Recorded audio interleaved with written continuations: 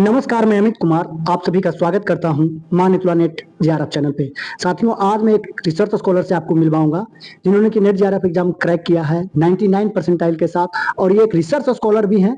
तो इनको अच्छा खासा रिसर्च का भी अनुभव है और नेट का एग्जाम एक तरह से आपका रिसर्च का भी चेक करता है। तो इन सभी चीज़ों पर डिटेल में बात करेंगे। आप लोगों का बार बार सवाल आता है कि कौन सी किताब पढ़ें, क्या रणनीति होना चाहिए, ये सभी चीज़ों पर बात होगा। तो आज हमारे साथ रोहित जी हैं और ये मिथिला विश्वविद्यालय से पीएचडी कर रहे हैं अभी। चलिए अब रोहित जी से बात करते हैं। रोहित जी, आप अपने बारे में बताइए। मेरा नाम रोहित कुमार पटेल है और मैं फिलहाल अभी ललित नारायण मिथिला यूनिवर्सिटी हिंदी विभाग से शोध कर रहा हूँ। हिंदी विषय में एक शोधार्थी हूँ और मैं पीजी के दौरान पीजी अपियरिंग मैं एमए में ही मेरा नेट और जेआरएफ क्लियर हो चुका था। आपने किताबें कौन कौन सी पढ़ी?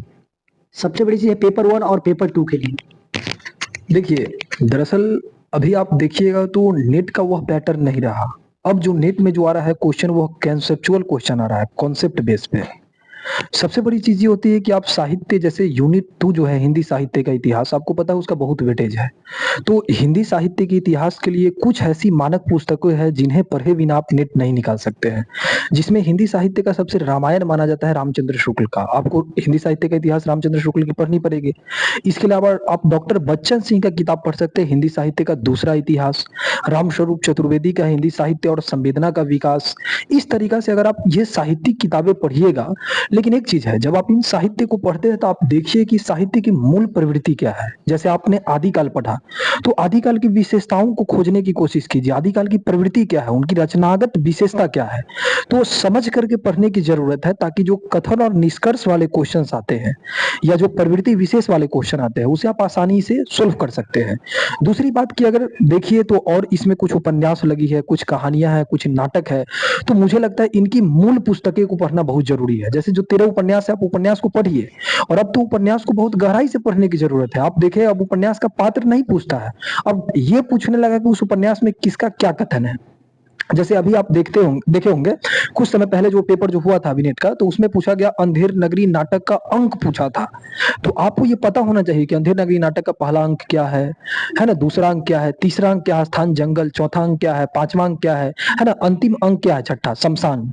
तो यानी कि ये आपको याद करना पड़ेगा। आप देखिए, उसको एकदम समझ के पढ़ने की जरूरत है ताकि वाव ना लगे और पूरा कॉन्सेप्ट क्लियर हो। और पेपर 1 के लिए क्या स्ट्रेटजी होनी चाहिए, रणनीति, और कौन सी किताब पढ़ें पेपर 1 के लिए? देखिए, पेपर 1 के लिए तो दरअसल अधिकतर स्टूडेंट केवीएस मदान को फॉलो करता है। मुझे लगता है कि केवीएस मदान की बहुत अच्छी किताब है।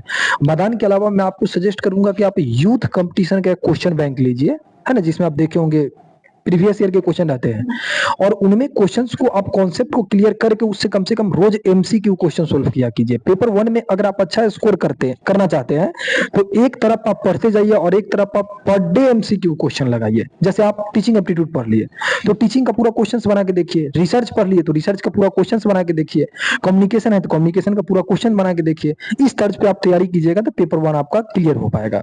अच्छा, एक चीज और आपसे पूछना था। जैसा कि आपने बताया कि आपका पीजी के दौरान ही नेट जेआरएफ क्लियर हो गया। बहुत सारे लोग पीजी करने के बाद 2-3 साल लग जाता है, बार बार एग्जाम देते हैं, फिर भी उनका नहीं निकल पाता है। तो ये क्या आपके अंदर मोटिवेशन था, क्या आपको मतलब क्लिक किया कि आप पीजी के दौरान ही इसको कर गए? और कितना लोग पीजी करने के बाद बार बार दे रहे हैं, नेट तो किसी तरह हो जा रहा है, जेआरएफ तो होता ही नहीं है, उनका एज तक निकल जाता है। तो इसके बारे में बताइए कि कैसे शुरुआत में ही विद्यार्थी उत्साह बनाए रखे और 1-2 अटेम्प्ट में ही इस एग्जाम को क्लियर कर ले।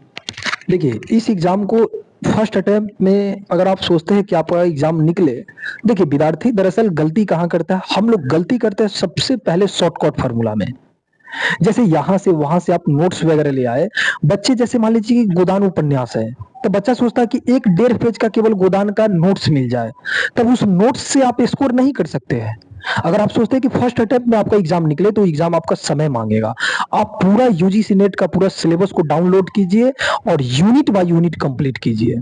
जैसे मैं आपको बोलूंगा, जैसे कविता लगा है तो आप रूटीन बना लीजिए कि पर डे 2 कविता पढ़ना है, समझ करके लाइन बाय लाइन कविता की व्याख्या सहित पढ़िए। जैसे उसमें कहानी है तो आप रूटीन में, अपने दैनिक जीवन में रूटीन में उसको ऐड कर लीजिए कि रोज आपको एक कहानी पढ़ना है। टारगेट फिक्स करके तैयारी कीजिए। जैसे आप कोई उपन्यास लगा है 13 उपन्यास, तो आप कोशिश कीजिए कि 7 दिन में या 10 दिन में आप एक उपन्यास को समाप्त कीजिएगा, फिर 10 दिन के बाद आप दूसरा उपन्यास को लेकर के। तो इस तर्ज पे जब आप तैयारी करते हैं, हाँ, एक तरफ पढ़ते जाइए और एक तरफ उसका शॉर्ट नोट्स आप खुद बनाते जाइए, क्योंकि आप जो हैंड रिटेन नोट्स बनाइएगा पढ़ करके, उससे बेहतर आपके लिए कोई नोट्स नहीं हो सकता है। तो मेरा यही मानना है, शॉर्टकट फार्मूला में नहीं रहिए। जो टेक्स्ट बुक जो लगा है या जो यूनिट है, एक एक करके क्रम बाई क्रम उसको पूरा कवर कीजिए, है ना। और इसके साथ साथ एमसीक्यू क्वेश्चन मारते रहिए, है ना। प्रीवियस ईयर के क्वेश्चन मारिए, एमसीक्यू क्वेश्चन सोल्व कीजिए, टेस्ट सीरीज दीजिए, ताकि आपका कॉन्फिडेंस इससे बूस्ट अप होगा।